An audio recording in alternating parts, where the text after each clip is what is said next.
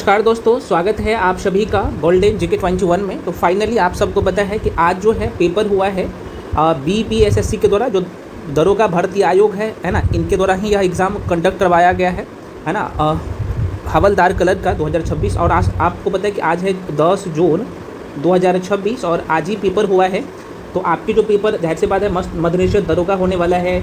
हवलदार का जो भर्ती है 122 पद है ना, वो भी एग्ज़ाम डेट अगले महीने है, आप लोगों का एग्ज़ाम डेट आ गया है। तो अभी जो आज जो पेपर हुआ है तो आपको यहाँ से पता लगेगा कि कहाँ कहाँ से क्वेश्चन पूछ रहा है आयोग। तो आप क्या करिए, चूँकि अभी भी आपके पास लगभग जो है 30-35 दिन बचा हुआ है, तो अच्छे से तैयार कर लीजिए ताकि आप लोग का एक सीट कन्फर्म हो जाए। ठीक है, तो चलिए 1 to 1 चर्चा करते हैं। लगभग सारे क्वेश्चन आ गया है ना। तो यहाँ पे ओरिजिनल क्वेश्चन है, ये आप सबको पता है। अलग अलग सोशल मीडिया पे आपको दिखेगा पेपर, ये बाहर निकल ही जाता है कैसे न कैसे करके। देखो ये अगला पहला क्वेश्चन, हम सारे क्वेश्चन करवा देंगे है ना, और ये पूरा टाइप करवा के हम जो है टेलीग्राम पे भी अपलोड करवा देंगे। तो सभी लोग टेलीग्राम पे जाके ज्वाइन कर लीजिए। टू द पॉइंट हम लोग बात कर रहे हैं। पहला क्वेश्चन आपके सामने है, देख सकते हो यहाँ पे पोल साइंस का क्वेश्चन है भाई। और यहाँ पे क्वेश्चन का जो लेबल है मॉडरेट टू डिफ़िकल्ट क्वेश्चन है। अगर मैं पूरा क्वेश्चन मैं देखा हूँ, तो अगर मैं टोटल क्वेश्चन की बात कर लूँ ना, तो 100 क्वेश्चन है भाई। आप सबको पता है कि 100 में अगर देखा जाए तो 30% क्वेश्चन ईजी है। यहाँ पे 40 नहीं बल्कि 50% क्वेश्चन है ना। 50% क्वेश्चन यहाँ पे आप देखेंगे तो 50% क्वेश्चन जो है मॉडरेट है। और यहाँ पे जो है बाकी अगर 20% क्वेश्चन की बात करें तो डिफ़िकल्ट कैटेगरी में आता है। तो ऑन एन एवरेज देखा जाए तो मॉडरेट टू डिफ़िकल्ट ही मैं बोलूँगा, क्योंकि पेपर अब उतना आसान नहीं है। हाँ, लेकिन कंसेप्ट क्लियर है तो आप सारे क्वेश्चन को बना पाएंगे। चलिए तो यहाँ पे देख लीजिए, यहाँ पे भी आपको मिलान करना था। अनुच्छेद 53 है, अनुच्छेद 61 है, अनुच्छेद 352 है, 356 है। आसान क्वेश्चन है, मिलान करना था। तो अनुच्छेद 53 जो है आप सबको पता है, ये साफ साफ कहता है कि भाई भारत के संघ की सभी कार्यपालिका शक्ति किस में होगा भाई, राष्ट्रपति में निहित होगा। तो जाहिर सी बात है एक का आंसर क्या हो जाएगा, बी हो जाएगा, कार्यपालिका कार्य हो जाएगा। अगला अगर मैं बात कर लूँ अनुच्छेद 61 का, ये तो जाहिर सी बात है 61 का एक क्या है भाई, राष्ट्रपति पर जो महाभियोग की प्रक्रिया लाया जाता है तो वो उससे संबंधित है। तो ये 2 नंबर का डी हो जाएगा। और अगर अनुच्छेद 352 की बात कर ले तो ये राष्ट्रीय आपात से संबंधित है। तो 352 को यहाँ पे एक कर लीजिएगा, 3 नंबर का जो है एक कर लीजिएगा, राष्ट्रीय आपात हो जाएगा। और अगला जो है 356 आप सबको पता है ये राज्य आपात से संबंधित है ना। राष्ट्रपति शासन जो लगता है आप सबको पता है ये 356 के तहत ही लगाया जाता है। ठीक है, डिटेल में हम लोग इसके बारे में चर्चा कर लेंगे। तो आप जो है देखेंगे तो 1 का ए, 2 का डी, 3 का ए और 4 का सी। तो इसका जो आंसर हो जाएगा A is the right answer. ठीक है, और ये देखिए आप लोगों को जो पढ़ाया गया ये साफ साफ है, एक क्वेश्चन इधर उधर नहीं है ना। देखो जो लाइन हम आपको पढ़ाए हैं यहाँ पे देख सकते हो, और ट्रिक से ये रटवाए हैं, आप सबको पता है ना। थोड़ा सा मैं आपको जूम करके दिखा देता हूँ ताकि आप लोग देखिएगा, है ना। यहाँ पे आपको दिख रहा होगा ये अनुच्छेद 53 और कार्यपालिका शक्ति, ये लाइन्स डायरेक्टली आपके वहाँ पे।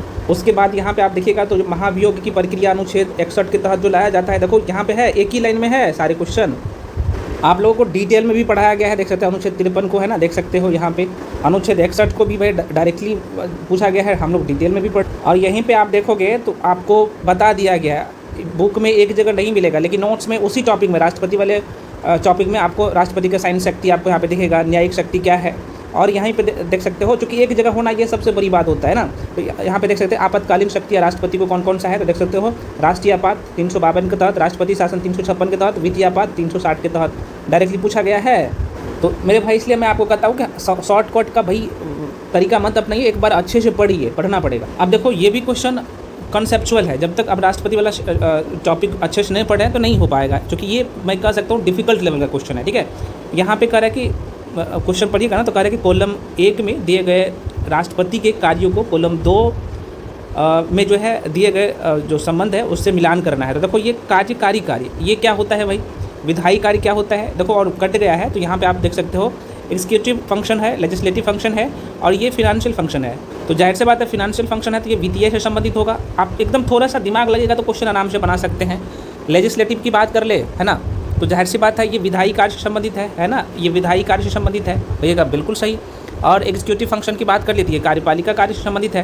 तो ऑप्शन जो भी रहेगा तो आराम से मार सकते हैं। ठीक है, तो ये थोड़ा सा कट गया है, क्वेश्चन ही ऐसा आया है। तो ये भी देख सकते हो राष्ट्रपति वाला सेक्शन का ये है। और इसलिए हम आपको बार बार कहते हैं कि भाई राष्ट्रपति को आप अच्छे से पढ़िए, है ना। तो राष्ट्रपति का जो है यहाँ पे देखो वित्तीय शक्ति आपको देखने को मिलेगा, विधायी शक्ति मिलेगा, और इसी लाइन से ये भी क्वेश्चन है, दोनों क्वेश्चन आप देख सकते हो। राष्ट्रपति का जो है यहाँ पे शक्ति जैसे कार्यकारी शक्ति हो गया, है ना, विधायी शक्ति, फिर से मैं कह रहा हूँ उसे रट लीजिएगा। जो लोग 72 बीपीएससी के लिए तैयारी कर रहे हो, दरोगा के लिए तैयारी कर रहे हो या बीएसएससी के लिए तैयारी कर रहे हो, ये टॉपिक सब अच्छे से पढ़ना है ना। और ये एम लक्ष्मीकांत का नोट है, ठीक है ना। लुसेंट सब इतने डेप्थ में थोड़ी नहीं मिलेगा। और ये चीज़ें चूँकि आप लुसेंट पढ़ के जाइएगा तो हो सकता है ये क्वेश्चन ना बने, कहाँ से बनेगा। सैन्य शक्ति क्या है भाई, आपातकालीन शक्ति क्या है, तो ये आपको अच्छे से करना पड़ेगा, है ना। राष्ट्रपति का जो वीटो शक्ति कौन कौन सा है, तो ये सब आपको अच्छे से कवर कर लेना है। इतना इंपॉर्टेंट है कि मैं बार बार इसलिए दिखा रहा हूँ ताकि आप लोग अच्छे से जाके कंप्लीट कर लीजिए, है ना, ताकि क्वेश्चन ना छूटे। अच्छा, हम आपको थोड़ा सा इन्फॉर्मेशन दे दें, ये 11 कर लीजिएगा, ये बैच फुल हो गया है, ठीक है ना। 9 तारीख वाला जो बैच है भाई आप लोगों के बीच में जो हम लोग लेके आए हैं भाई, ये बैच पूरा फुल हो गया, ठीक है।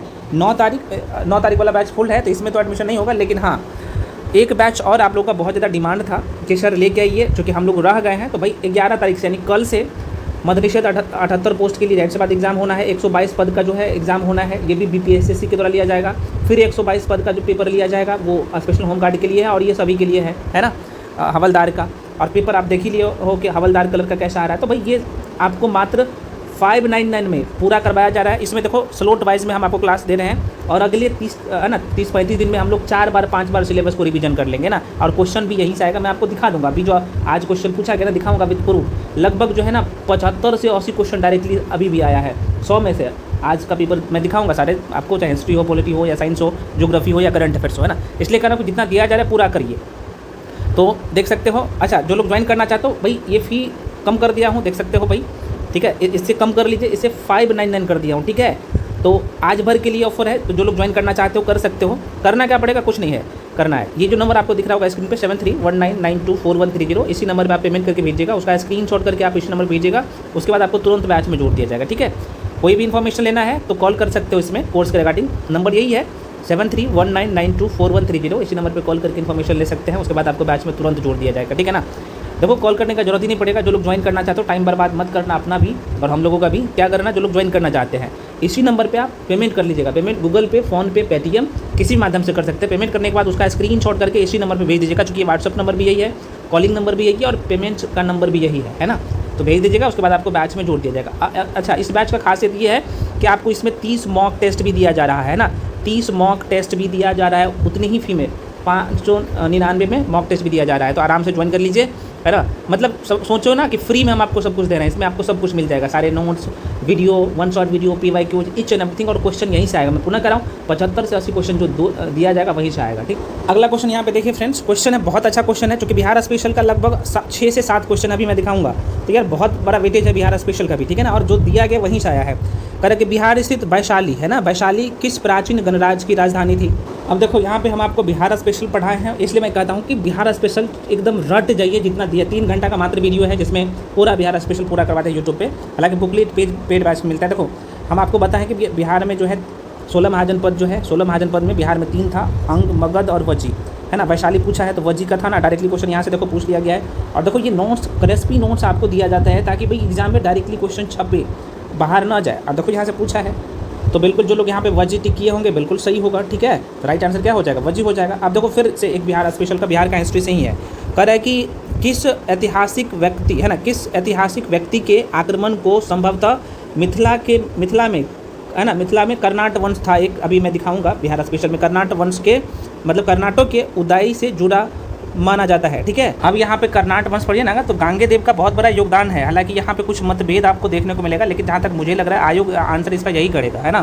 क्योंकि गांगे देव की बात कर ले तो कलचुरी वंश का नाम आपने जरूर सुना होगा, इसका स्थापना किया था। और कुछ विद्वानों और इतिहासकारों का अलग अलग यहाँ पे मत है, ठीक है ना। तो इसके बारे में हम लोग डिटेल में चर्चा करेंगे, लेकिन आंसर इसका गांगे देव होना चाहिए, ठीक है। क्योंकि ये जो है गांगे देव जब आक्रमण करता है इस क्षेत्र में, मिथिला वाला क्षेत्र में, तभी नान्यदेव नामक व्यक्ति जो है ना 1097 ईस्वी में मिथिला में स्वतंत्र कर्नाट वंश का स्थापना करता है, ठीक है। जो कि कर्नाट वंश के बारे में आपको पढ़ाया गया है पूरे डेप्थ में वीडियो के थ्रू भी, और ये सब अच्छे से पढ़ना है, जो कि अब क्वेश्चन वहाँ से आ रहा है। चलिए अगला क्वेश्चन है। क्वेश्चन भाई कह रहा है कि असंगत युग्म की पहचान करना है, ये विद्रोह है, ठीक है ना। मॉडर्न हिस्ट्री का क्वेश्चन है, नेतृत्व करता है यहाँ पे। अब देखिएगा, विद्रोह 1857 का विद्रोह हुआ था।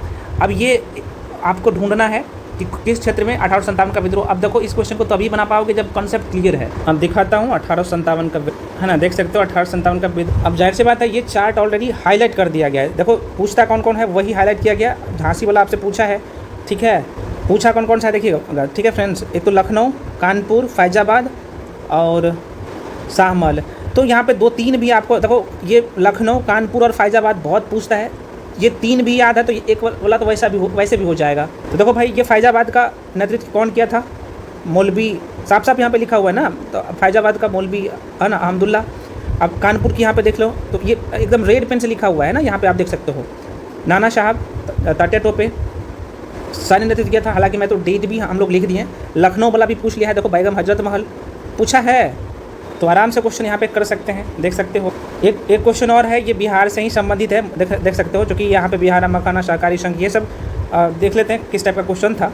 अब देखो यहाँ पे एजेंडा 21 एकदम डुबा के आपको पढ़ा है। एजेंडा 21 किससे संबंधित है मेरे भाई? करंट अफेयर जो डिटेल वाला है, जाके देखिएगा, ठीक है ना, नहीं तो सब कुछ मैं दिखाऊंगा तो बड़ी लंबा वीडियो हो जाएगा। चूँकि एजेंडा 21 डायरेक्टली पूछ लिया है कि एजेंडा 21 1 मिनट की तरह हो गया भाई, भाग क्यों रहे? हाँ, ये डायरेक्टली पूछ लिया है, हाँ सॉरी मैं ये बता रहा था, ये डायरेक्टली फ्रेंड्स पूछ लिया है कि भाई एजेंडा 21 किससे संबंधित है। तो आप सबको पता है ये सस्टेनेबल डेवलपमेंट से संबंधित है ना, सतत विकास के लिए एक वैश्विक पहल।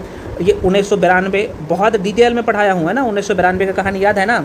यह दस्तावेज 1992 में ब्राज़ील के रियो डी है ना जेनेरियो शहर में आयोजित पृथ्वी सम्मेलन के दौरान जो है अपनाया गया था।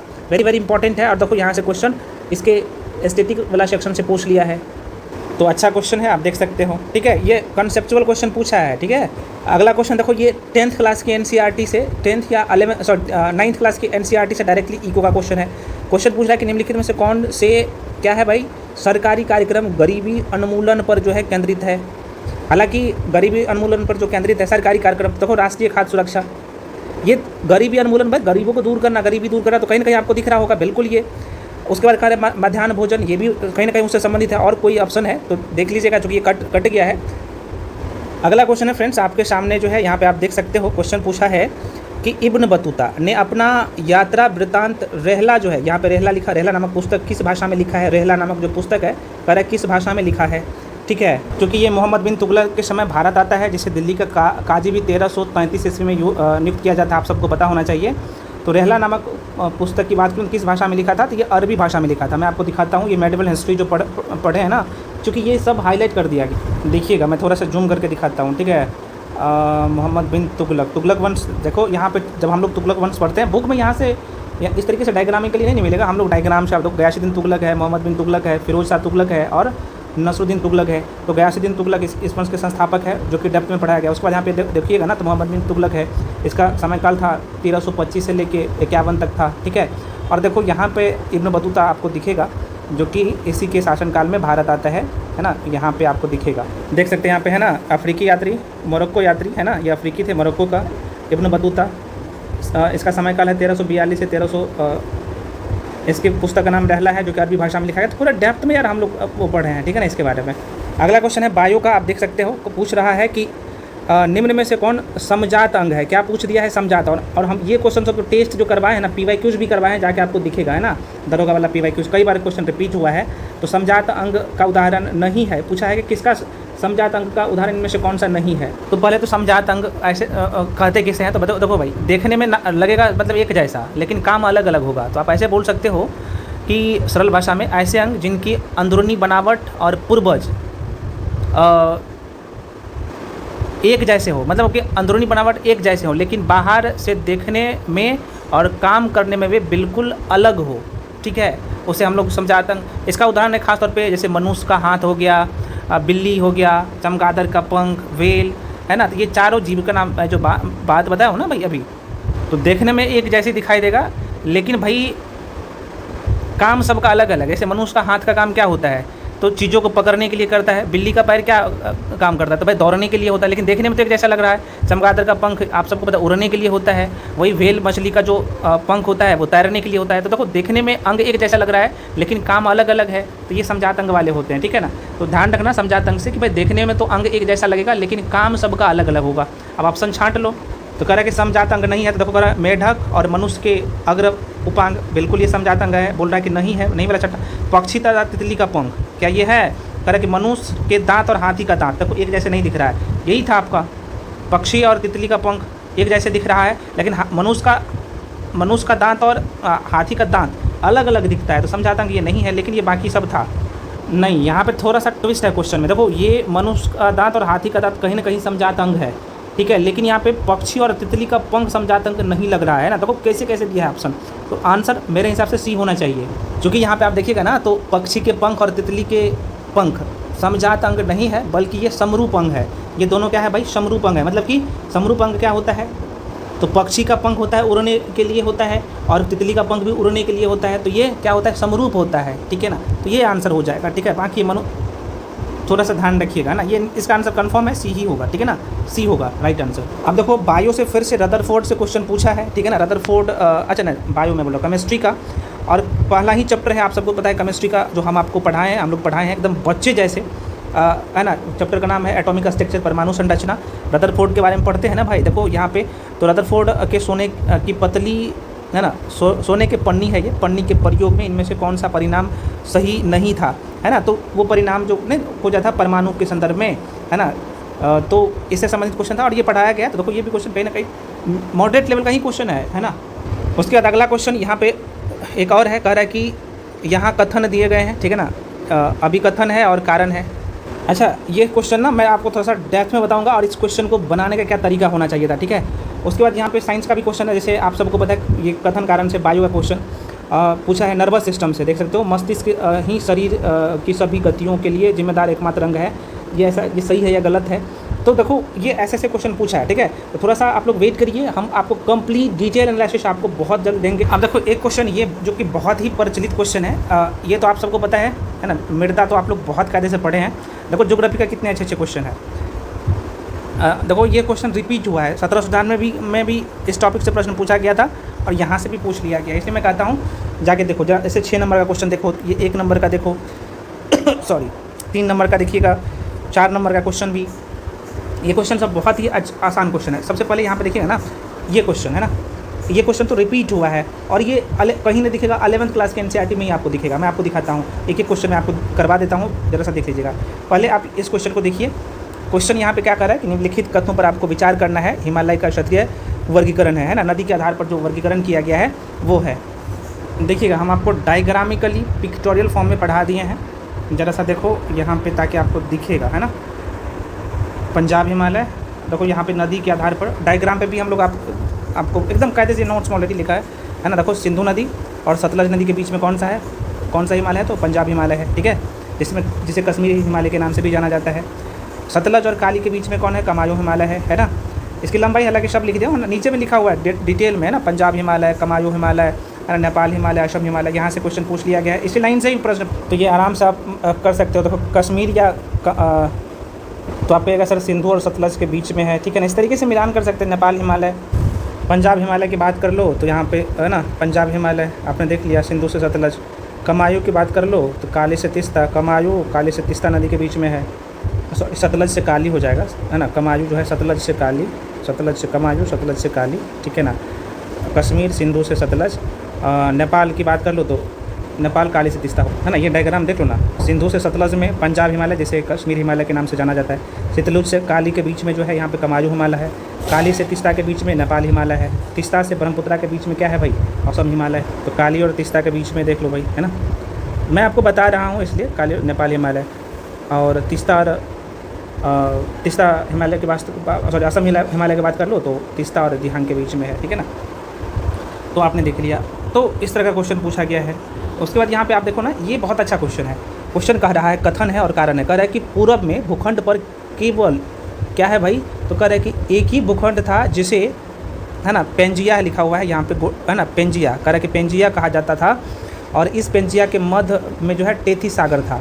ठीक है, अब ये कहाँ पे आपको पता चलेगा, देखो हम आपको कैसे पढ़ाएं। देखो भाई यहाँ पे प्लेट विवर्तनी सिद्धांत, और ये एक ही चैप्टर है, वही चैप्टर है। चैप्टर का नाम क्या है भाई, चैप्टर का नाम है भारत का भौतिक वितरण। एक ही चैप्टर से 3 क्वेश्चन पूछा गया है। ठीक है ना, अब ज़्यादा सा नीचे आओगे ना तो आपको भारत की भूगर्भिक संरचना को हम लोग पढ़ते हैं, जिसमें हम लोग पढ़ते हैं, देखो अंगारा लैंड, देखो वीडियो में ना डिटेल में समझाया हूँ। हालांकि टेथिस भूषण नदी, देखो एक साइड पेंजिया है उत्तरी साइड में, सॉरी अंगारा लैंड है, नीचे में गोंडवाना लैंड है।